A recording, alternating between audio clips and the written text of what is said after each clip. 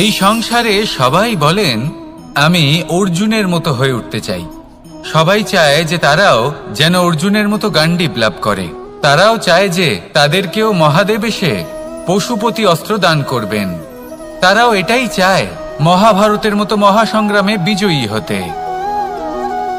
কিন্তু সবাই ভুলে যান যে অর্জুন যা হতে পেরেছিলেন সবকিছুই অর্জন করেছিলেন। যদি আপনিও অর্জুনের মতো গান্ডীব লাভ করতে চান তবে আপনাকেও তার মতোই শ্রেষ্ঠ কাঠ নির্বাচন করতে হবে। সেই কর্ম আপনাকেই করতে হবে। তার প্রত্যঞ্চা যাতে তীব্র হয় তার জন্য আপনাকে সর্বশ্রেষ্ঠ দড়ি খুঁজে বের করতে হবে। আপনার বাণ যাতে ঘাতক হয় সেই জন্য আপনাকে নতুন নতুন ধাতু খুঁজে বের করতে হবে। সেই শিক্ষা আপনাকে লাভ করতে হবে, তবেই আপনার ইচ্ছে পূর্ণ হবে। অর্জুন হওয়া বড়ই সরল যদি আপনি কিভাবে অর্জন করতে হয় তা জানেন। শুধুমাত্র স্বপ্ন দেখেন যারা, তারা কখনোই অর্জন করতে পারবেন না। কিন্তু যদি কেউ অজ্ঞাতবাস ভোগ করতে পারে, যদি কেউ লাক্ষাগৃহ থেকে পালিয়ে বাঁচতে পারে, যদি কেউ কঠোর তপস্যা করতে পারে, প্রতীক্ষা করতে পারে এবং পরিশ্রম করতে পারে, তাহলে সে অর্জুন অবশ্যই হয়ে উঠবে। যদি আপনি অর্জুন হয়ে উঠতে চান তাহলে কর্ম করতে শিখুন আর আমার সাথে ভালোবেসে বলুন রাধা রাধা। কি ওই মাকড়সার জাল দেখতে পাচ্ছেন? মাকড়সারা ভীষণ পরিশ্রম করে এটা তৈরি করে। নিজের শরীরের রস দিয়ে এই জাল বোনে। আপনি কি এটার উদ্দেশ্য জানেন? আসলে মাকড়সা এই জালে ছোট কীটপতঙ্গ ধরে তাদেরকে খাদ্যরূপে গ্রহণ করে। কিন্তু আপনি কি এই কথা জানেন যে একদিন মাকড়সা নিজেই নিজের জালে জড়িয়ে মৃত্যুবরণ করে থাকে? বলুন কি করেন আপনি এই জাল দেখতে পেলে? দেখতে পেলেই মুছে ফেলেন এর অস্তিত্ব, তাই না? তেমনি অন্যদিকে পাখির বাসা। পাখিরাও ভীষণ পরিশ্রম করে এটা তৈরি করে। কিন্তু যদি পাখি একদিন এটা ছেড়ে চলে যায় তাহলেও লোকে এটা নষ্ট করে দেয় না। কারণটা কি? এর কারণ হলো এর নির্মাণ জীবন সঞ্চারের জন্য করা হয়েছিল, নষ্ট করার জন্য নয়। তাই মনে রাখবেন, জীবনে আপনার পরিশ্রম যতই বেশি হোক না কেন, যদি আপনার লক্ষ্য শুভ না হয় তাহলে আপনারও বিনাশ নিশ্চিত। তাই সৃজন করতেই থাকুন আর মুগ্ধ হয়ে বলুন রাধা রাধা।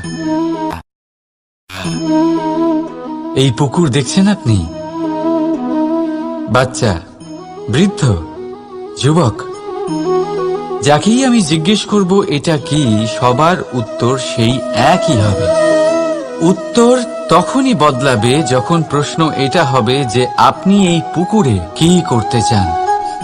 কেউ বলবে আমি এমনি এর পাড়ে বসে এই জল স্পর্শ করে ঠান্ডা হাওয়ার আনন্দ অনুভব করতে চাই।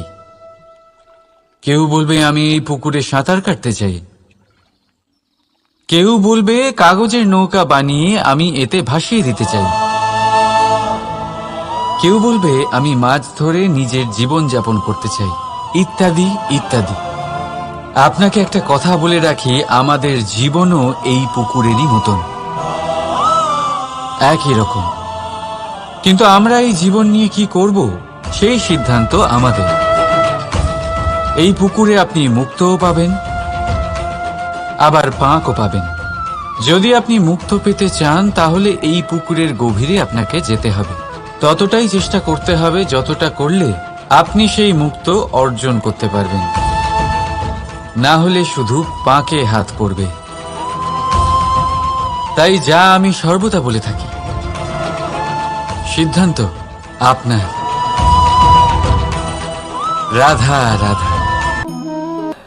অবশ্যই সহ্য করতে হবে, এটাই হলো প্রকৃতির নিয়ম। এই নিয়ম কিন্তু আমরা সবাই জানি, কিন্তু আমাদের মধ্যে বেশিরভাগ মানুষ এই বিভ্রান্তি নিয়ে বাঁচি যে এই যে প্রকৃতির নিয়ম তা আমার ওপর প্রযোজ্য নয়। তা কিন্তু নয়। আমাদের চতুর্দিকে এই যে নিসর্গ রয়েছে, আমরা তার কতটা ক্ষতি করি সেটা একবার ভেবে দেখুন। আমরা বনাঞ্চল জ্বালিয়ে দিই, বায়ু দূষিত করি, জল দূষিত করি, প্রাণীদের হত্যা আমরা করি। কেন? এই নিসর্গ আমরা নষ্ট করি, যদিও আমরা জানি যে আমরাও হলাম এই নিসর্গেরই অংশ। এবার দেখুন, শরীরের কোনো অংশে যদি আগুন ধরান, আস্তে আস্তে সমস্ত শরীরও জ্বলে যাবে। সেইভাবেই নিসর্গ যদি নষ্ট হয়ে যায়, তাহলে মনুষ্য জাতিও নষ্ট হয়ে যাবে। তাই এই যে নিসর্গ আপনি দেখছেন, এই পুষ্প, এই বৃক্ষ, বায়ু, জল, এদের সকলকে রক্ষা করুন, নষ্ট নয়। মনে রাখবেন, যদি নিসর্গ থাকে মানুষ থাকবে, যদি নিসর্গ থাকে তাহলেই জীবন থাকবে। আসুন আমার সাথে ভালোবেসে বলুন, রাধা রাধা।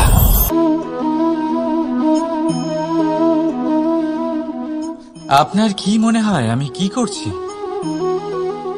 আপনি বলবেন আমি প্রদীপ জ্বালাচ্ছি। সঠিক, কিন্তু প্রশ্ন হচ্ছে যে আমি কি আপনাকে বলেছি যে একে প্রদীপ বলা হয়? না। এই প্রদীপ কি নিজেই নিজের পরিচয় আপনাকে দিয়েছে? না। তাহলে আপনি কি করে জানলেন যে একে প্রদীপ বলা হয়? উত্তর হচ্ছে প্রকাশ। যে স্বয়ং জ্বলে অন্ধকারে লোকে আপনাকে প্রদীপ ভেবে ভালোবাসবে, নাকি সাপ ভেবে ভীত হয়ে থাকবে?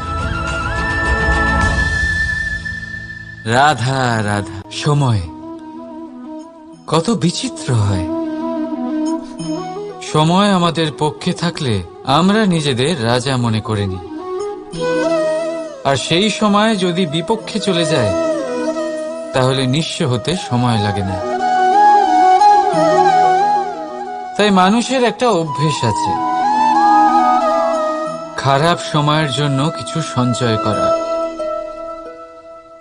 আত্মীয়, বন্ধু খারাপ সময় পাশ থেকে সরে যায়। যশ, মান প্রতিকূল সময় চিরস্থায়ী হয় না। তাই মানুষ মনে করে অর্থ সঞ্চয় করাই শ্রেয়। অর্থের কোনো হৃদয় নেই যা সময়ের সাথে পরিবর্তিত হবে। সংসার বলে সর্বদা অর্থ সঞ্চয় করতে থাকুন।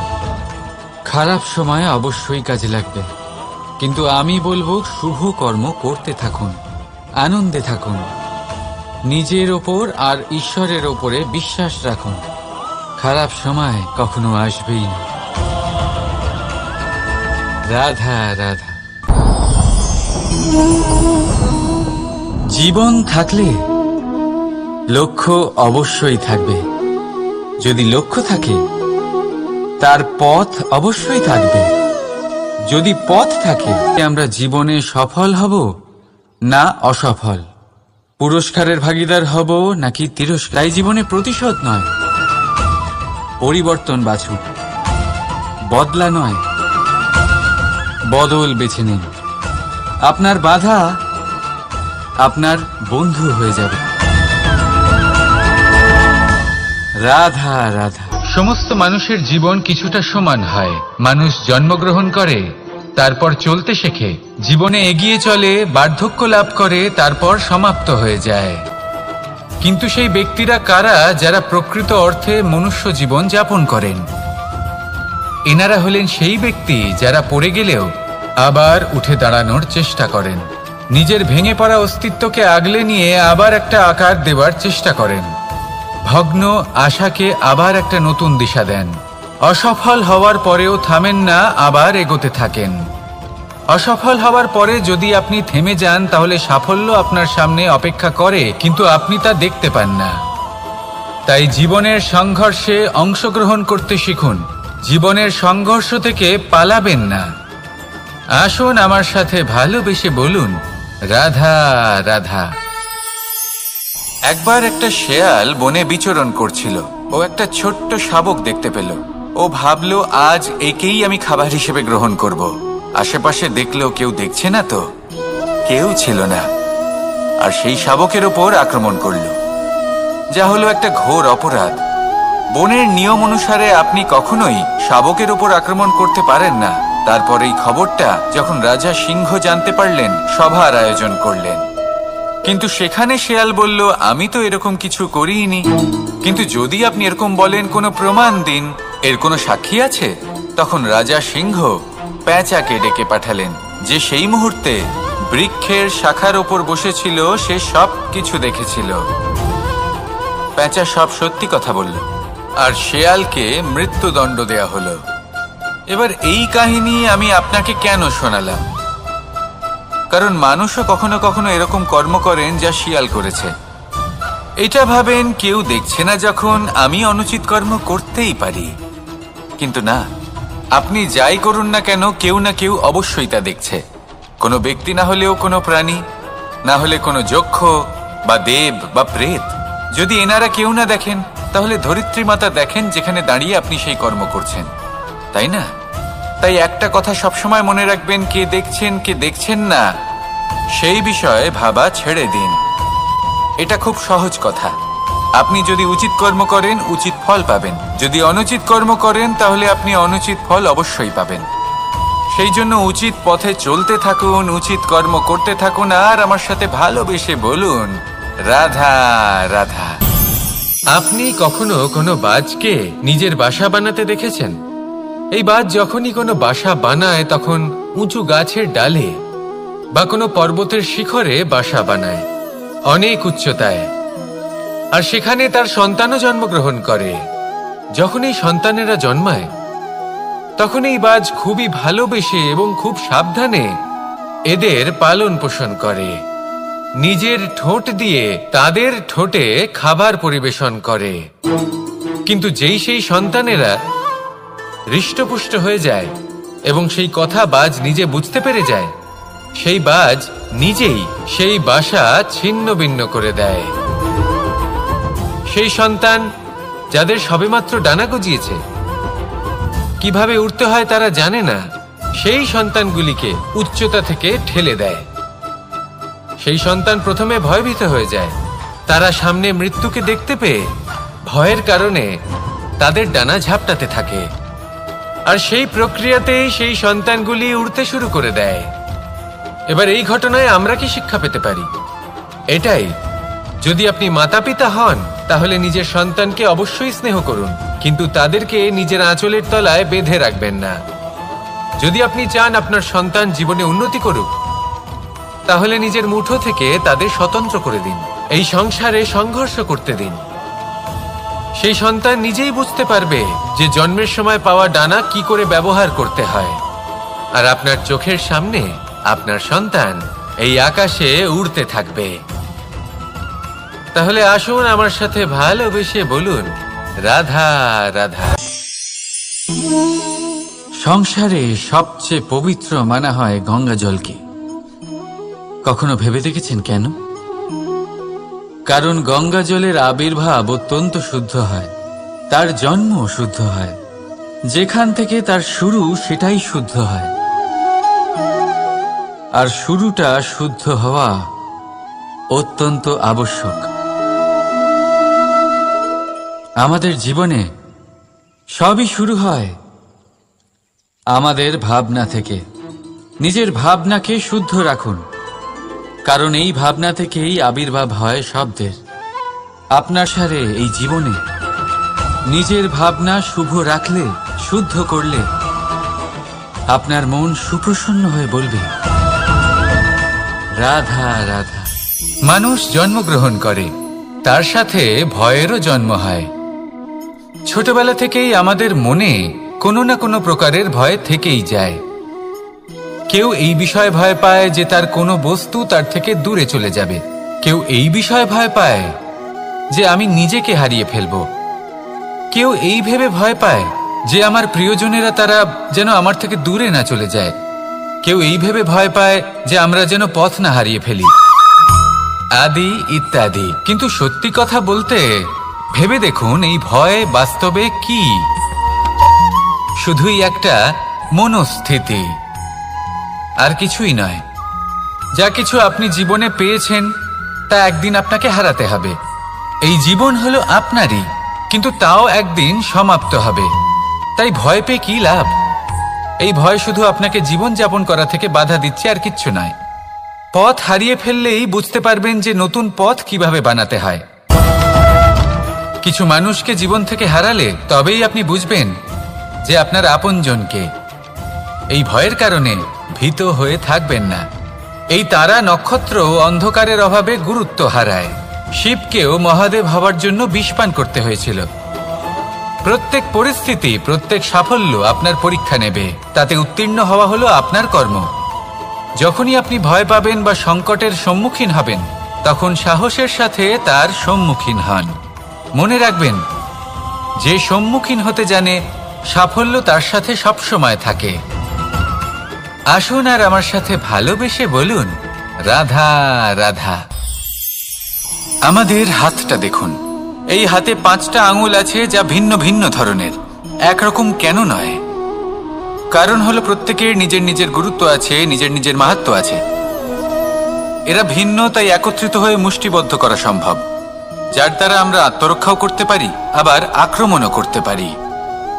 যদি 5টি আঙুল সমান হতো তাহলে মুষ্টিবদ্ধ হতে পারত না, নিজেদের মধ্যে বিভ্রান্তির সৃষ্টি করত। এবার এরকমই কিছু আমাদের সংসারেও হয়।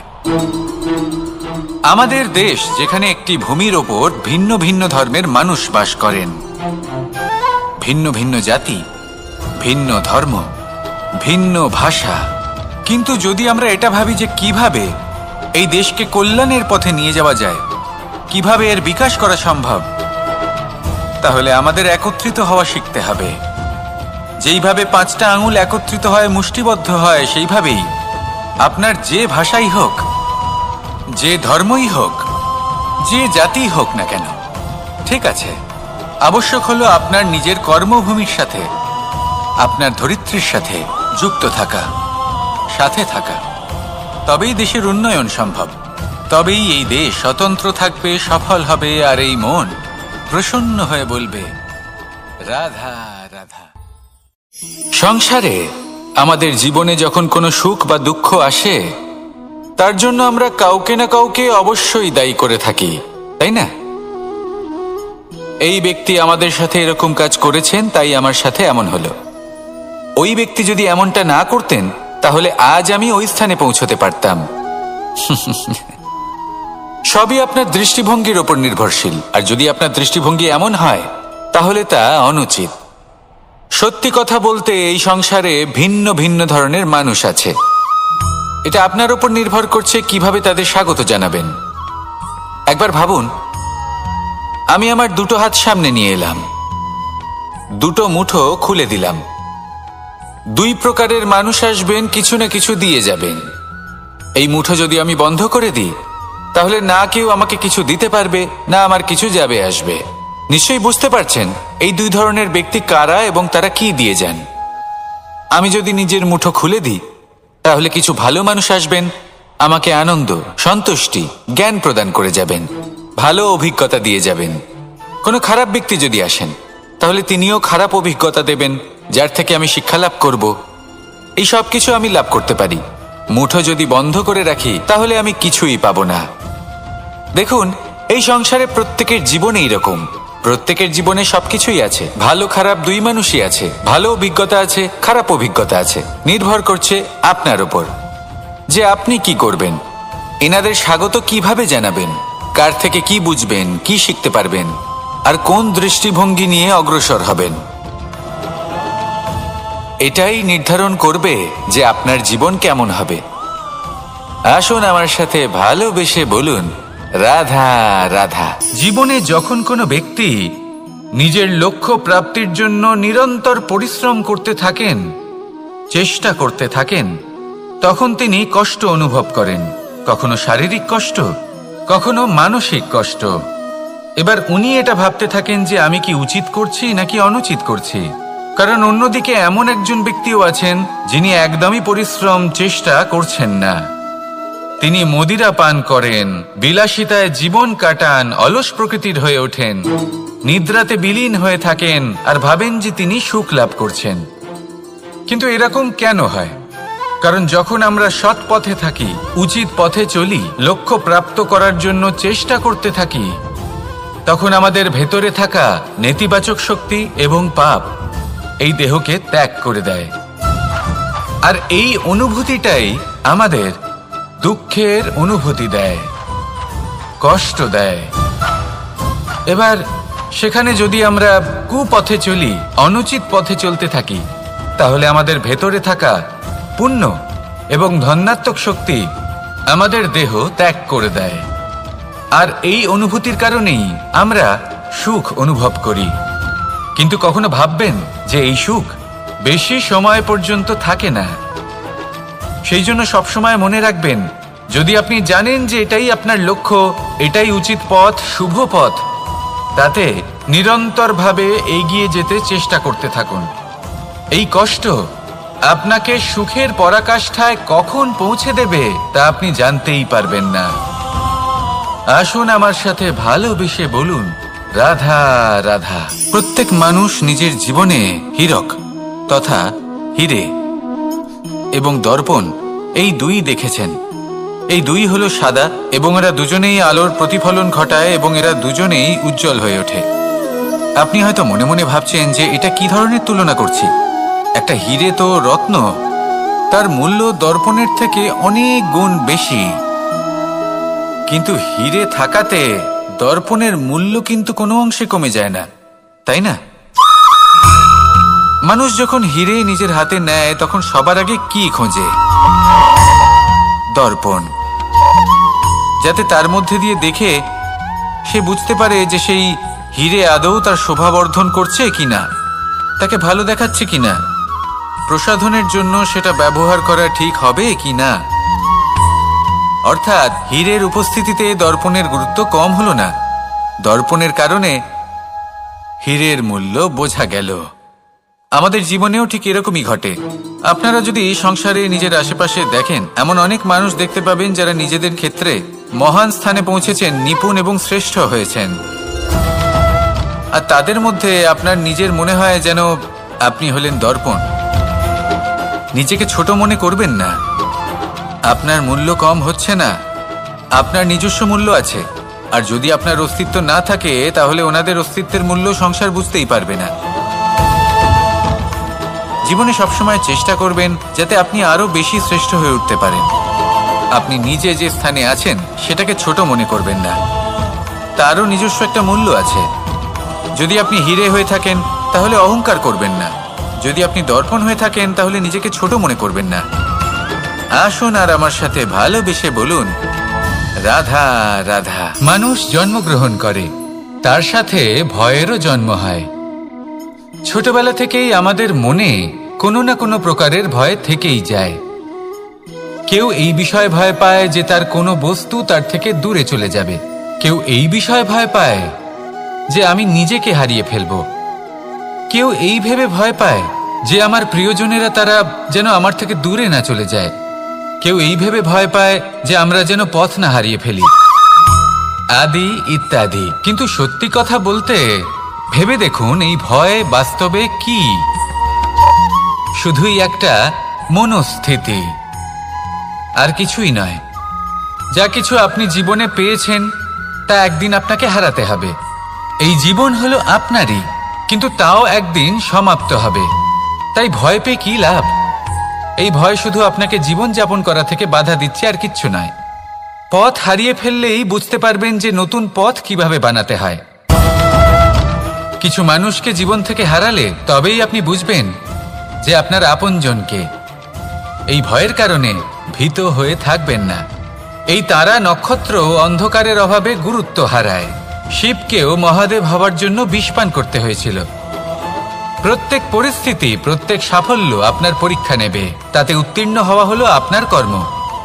যখনই আপনি ভয় পাবেন বা সংকটের সম্মুখীন হবেন, তখন সাহসের সাথে তার সম্মুখীন হন।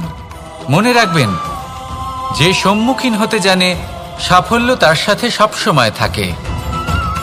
আসুন আর আমার সাথে ভালোবেসে বলুন, রাধা রাধা। এই সংসারে সব থেকে বেশি কোমল বস্তু হলো রেশম। এই রেশম এতটাই কোমল হয় যে এর পুরো একটা থান শুধুমাত্র একটা হাতে ধরা সম্ভব। কখনো ভেবে দেখেছেন এই রেশম কিভাবে হয়? একটি কীট তার লালার দ্বারা উৎপন্ন হয়। এই কীট সেই রেশমকে পাক দিতে থাকে, পাক দিতেই থাকে আর আস্তে আস্তে তার মধ্যেই জড়িয়ে পড়ে।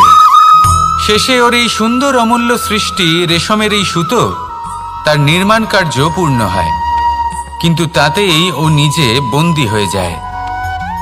নিজেরই মায়াজালের এই বন্দী গৃহে নিজেই ফেঁসে যায়।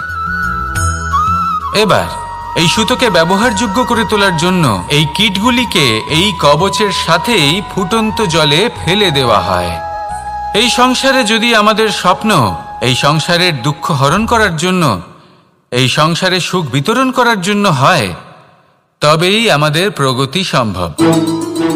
যদি আমাদের এই স্বপ্ন শুধুই আমাদের এবং আমাদের স্বার্থ সিদ্ধির জন্য হয়, তাহলে এই স্বপ্ন আমাদের অন্ধ করে দেবে, আমাদের অন্ধকারের পথে নিয়ে যাবে, আর আমরাও সেই কীটের মতো হয়ে যাব। নিজেদেরই মায়াজালে আমরা নিজেই ফেঁসে যাব, আর শেষে আমরা যদি কিছু লাভ করি তা হবে একাকিত্ব, অন্ধকারময় মৃত্যু। তাই স্বপ্ন অবশ্যই দেখুন, কিন্তু এমনভাবে স্বপ্ন দেখবেন না যে তার এই বন্দিগৃহে আপনি নিজেই ফেঁসে গেলেন।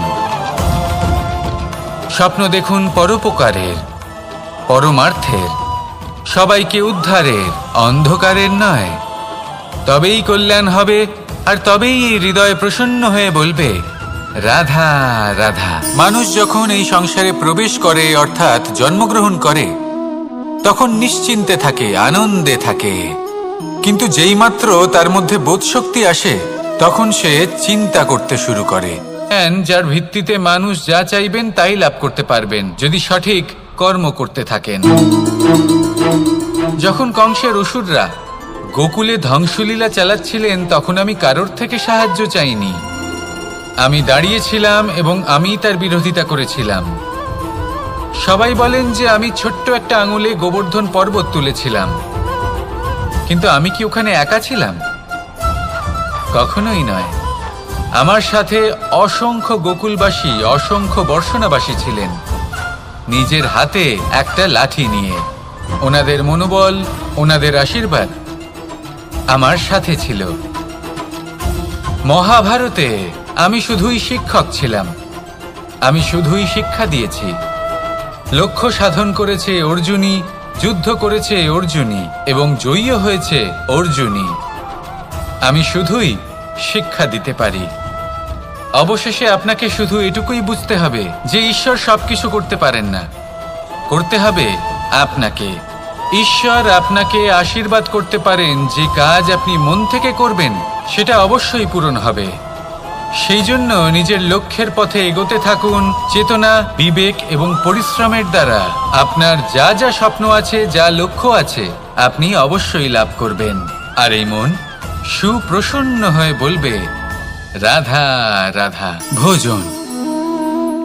এই সংসারে যেই হোক না কেন, কোনো মানুষ হোক, কোনো প্রাণী হোক, কোনো কীট হোক বা কোনো বনস্পতি হোক, প্রত্যেকের জন্য ভোজন অতি আবশ্যক। কারণ এবার এই বিষয়ে আমরা সকলে জানি। আপনি কি এটা জানেন যে শ্রীরাম বাস্তবে অমাবস্যার এক রাত আগেই অযোধ্যায় পৌঁছে গেছিলেন? সবার সামনে অমাবস্যার রাতে এসেছিলেন। এর কারণ কি? শ্রীরাম প্রমাণ করতে চেয়েছিলেন যে যে কোনো সময়, দিন হোক বা রাত, শুভ বা অশুভ হয় না। শুভ অশুভ কিছু থাকলে তা হলো মানুষের চিন্তা, তার ভাবনা, তার নির্বাচন আর তার কর্ম। নিজেই দেখে নিন, শ্রীরাম শুভ কাজ করে ফিরেছিলেন এবং অমাবস্যার মতো গভীর এক রাত্রিকেও দীপাবলিতে পরিবর্তিত করেছিলেন। এমনটাই যদি আমরা করতে পারি, তাহলে এমন কোনো গৃহে যান যেখানে অসহায় ব্যক্তি রয়েছেন, যা অন্ধকারাচ্ছন্ন, আর সেখানে প্রকাশ প্রজ্বলিত করুন। প্রকাশ সহায়তার, প্রেরণার, আশার। যদি এমন কিছু আমরা করতে পারি তাহলে তাকে প্রকৃত অর্থে দীপাবলি বলা যেতে পারে। তাহলে নিজের পরিবারের সাথে দীপাবলি পালন করুন। আপনাদের শুভেচ্ছা জানাই। আসুন আর আমার সাথে ভালোবেসে বলুন, রাধা রাধা। এই শুকনো পাতাটিকে দেখুন, নিষ্প্রাণ হয়ে পড়েছে। কোনো একটা সময় এই পাতাটি একটা গাছের ডালে ছিল। সেই গাছ ওর লালন পালন করত। যখন যখন বাতাস বইত, এই পাতায় কম্পন দেখা দিত, মনকে প্রফুল্ল করে তুলত। কোনো একদিন এই পাতা গাছের ডাল থেকে ঝরে পড়ে গেল। নিঃসন্দেহে ও নিজের স্বাধীনতা পেল, কিন্তু আস্তে আস্তে শুকিয়ে গেল, নিষ্প্রাণ হয়ে গেল। দেখুন, আমি এই কথা বলছি না যে স্বাধীনতা অনুচিত, কখনোই না। কিন্তু যে কোনো পরিস্থিতিতে স্বাধীন হতে চাওয়া এটা নিশ্চিতরূপে অনুচিত। আমরা যদি আমাদের জীবনে পরিবারের গুরুত্ব ভেবে দেখি, তাহলে এই পরিবারে যতই মতভেদ থাকুক না কেন, যতই মনোমালিন্য থাকুক না কেন, যতই বিবাদ থাকুক না কেন, এই সব মিটিয়ে নেওয়া অত্যন্ত প্রয়োজনীয়। সেই সবকিছু সমাপ্ত করা অত্যন্ত প্রয়োজনীয়। কখনো এই পরিবারকে ভাঙতে দেবেন না, কখনো এই পরিবার থেকে দূরে চলে যাবেন না। এই পরিবার হলো আমাদের জীবনের একটা অমূল্য সম্পদ, অমূল্য এক আশ্রয়, যা এই সংসারে হয়তো কোথাও আপনি পাবেন না।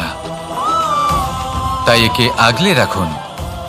ভেবে নিন আপনি পাতা আর আপনার পরিবার সেই গাছ। আসুন আমার সাথে ভালোবেসে বলুন, রাধা রাধা। পাখি কখন জন্ম নেয়, কখন উড়তে শেখে, কে জানে কি হবে আদি ইত্যাদি, এই সব ভাবনায় আমরা মগ্ন হয়ে যাই। কিছুটা এমন ভাবে মগ্ন হই যে বর্তমানের কর্মের এই জীবনের যাত্রাপথে সেই সময়ের আনন্দ উপভোগ করতে ভুলে যাই। এবার দেখুন একটা পাখি কি করে। ওর কর্ম হলো গান গেয়ে চলা। ওই পাখি গেয়ে চলে, কেউ ওর গান শুনুক বা না শুনুক, কেউ আদৌ শুনছে কিনা সেই বিষয়টা নিয়ে সেই পাখির কিছুই যায় আসে না। সেই পাখি নিজের কর্ম করতে থাকে। হয়তো সেই জন্যই আপনি কখনো কোনো পাখিকে কাঁদতে দেখবেন না। এরকমই আপনাকে নিজেকে গড়ে তুলতে হবে। প্রথমে নিজেকে জিজ্ঞেস করুন, এই যে কর্ম আমি করতে চলেছি সেটা কি উচিত? যদি আপনার মনে হয় সেটা উচিত, তাহলে সেটা প্রমাণ করুন। এটা ভাববেন না যে এই সংসার কি ভাববে। আসুন আর আমার সাথে ভালোবেসে বলুন, রাধা রাধা। যদি আমি আমার চোখ বেঁধে কোনো একটা নির্দিষ্ট দিকে নিজের সমস্ত শক্তি প্রয়োগ করে ছুটে যাই, তাহলে কি হবে? আমি কোথাও ধাক্কা খেতে পারি, নিজের ক্ষতি করতে পারি, কোথাও পড়ে যেতে পারি, তাই না? অর্থাৎ এটা নিশ্চিত এই কাজ আমার করা উচিত নয়। কিন্তু আজকের দিনে প্রত্যেকটা মানুষ এই কাজই করছেন, তাই না? কোনো কাজ করার পূর্বে সেই কাজের বিষয়ে সম্পূর্ণ তথ্য কোথায় সংগ্রহ করছেন? শুধু এটুকু জানেন যে এই কাজটা করলে কত ধন অর্জন করবেন আর কত নাম হবে, আর ব্যাস সামনে এগিয়ে যান। এটা উচিত নয়। পূর্ণরূপে যে কোনো কাজ করার আগেই সেই কাজের বিশ্লেষণ করে নেওয়া উচিত, তা বুঝে নেওয়া উচিত, এবং সেই বিষয়ে অবশ্যই খেয়াল রাখা উচিত যে আপনার শরীর এবং আপনার মন এই কাজ করার জন্য কি প্রস্তুত রয়েছে। যদি তা না হয়, তাহলে প্রথমে নিজেকে শুধরে নিন, তারপরে সেই কাজ করুন।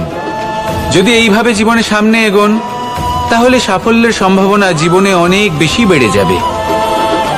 তাহলে এটাই করুন আর আমার সাথে ভালোবেসে বলুন, রাধা রাধা।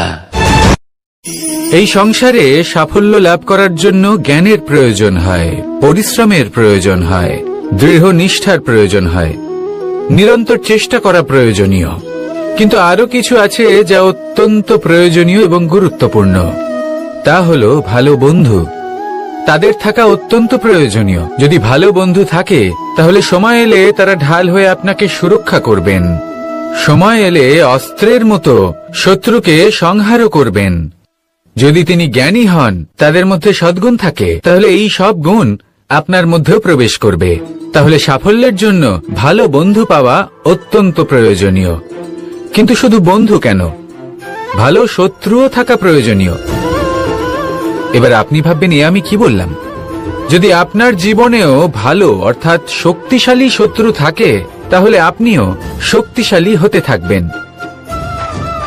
এই শত্রু আপনাকে প্রেরিত করবে আরো বেশি শক্তিশালী হয়ে ওঠার। কখনো কোনো হরিণকে দেখুন, তীব্র গতিতে দৌড়তে থাকে। কেন তীব্র গতিতে দৌড়য়? এই কারণে নয় যে কোথাও তার জন্য মধুর ঘাস অপেক্ষা করে রয়েছে, না, সে এই কারণে তীব্র গতিতে দৌড়য় কারণ সেটা না করলে তার পেছনে একটি সিংহ আছে যে ওকে নিজের ভোজন করে ফেলবে। তাই জীবনে বিপদ, সংকট এই সবকিছুও হলো অত্যন্ত গুরুত্বপূর্ণ। তার সম্মুখীন হতে শিখুন আর আমার সাথে ভালোবেসে বলুন, রাধা রাধা রাধা।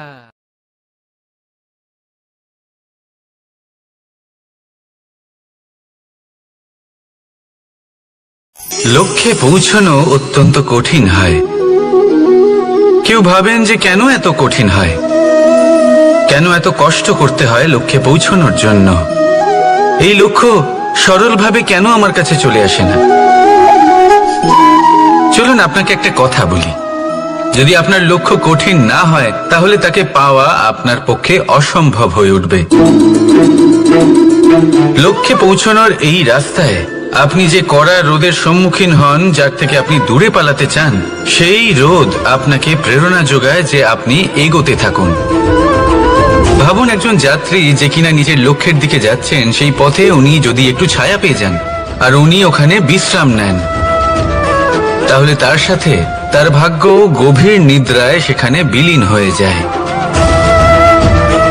তাই পরিশ্রমের কড়া রোদের থেকে কখনো দূরে পালাবেন না।